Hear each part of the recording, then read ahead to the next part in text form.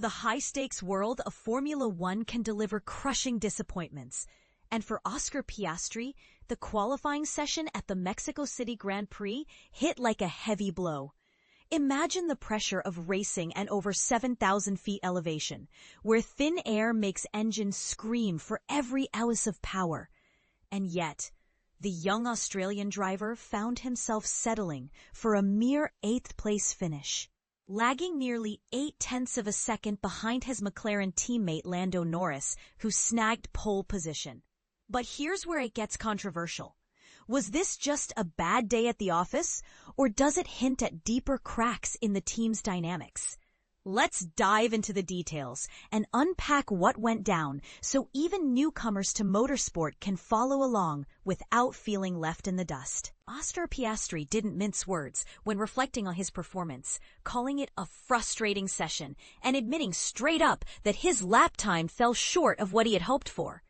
For those just tuning in, qualifying in F1 is like a high-octane elimination tournament.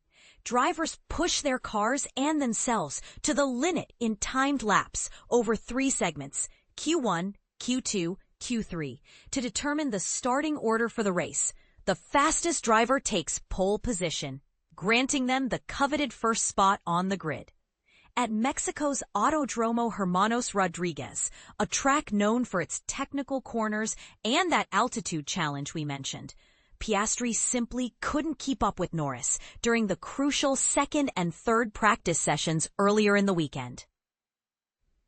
Fun fact, Norris skipped the first practice to give rookie Pato O'Ward a stint behind the wheel, which is a common team strategy to help young talents like O'Ward gain experience. By qualifying time, the gap persisted. Norris stormed to pole in the final Q3 shootout, while Piastri ended up in P8. Here's the part most people miss. Piastri will actually start from P7 on Sunday, thanks to a 5-place grid penalty handed to Williams driver Carlos Sainz for an engine component change. Those rules are strict to ensure fair play and prevent teams from swapping parts willy-nilly. But back to Piastri's mindset.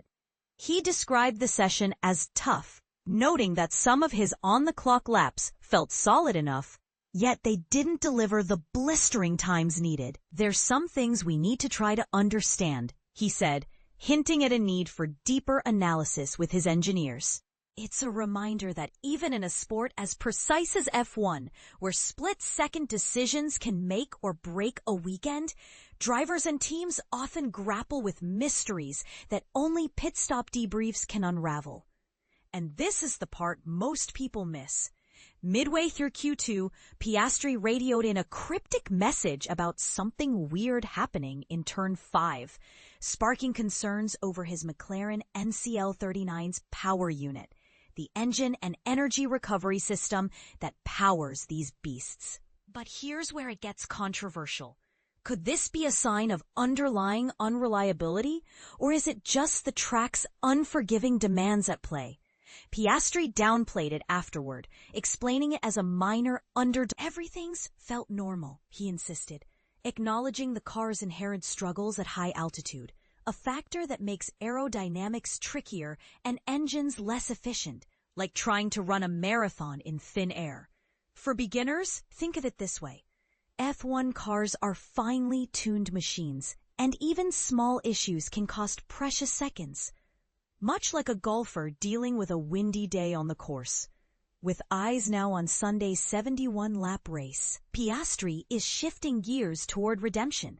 Try and have a good start and then see what I can do, he outlined, eyeing the long straight leading into Turn 1 as a prime spot for overtaking maneuvers.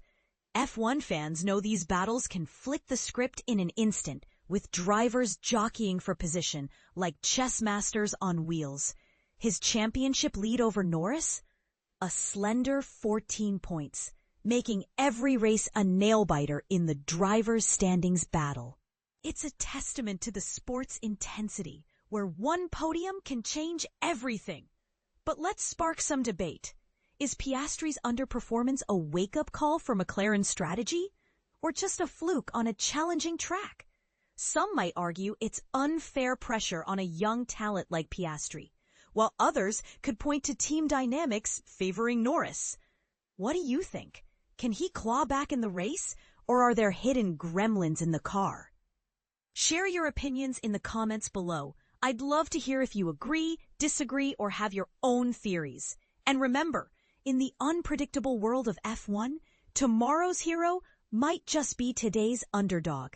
F1 Store, McLaren. Check out the latest McLaren products in the F1 Store.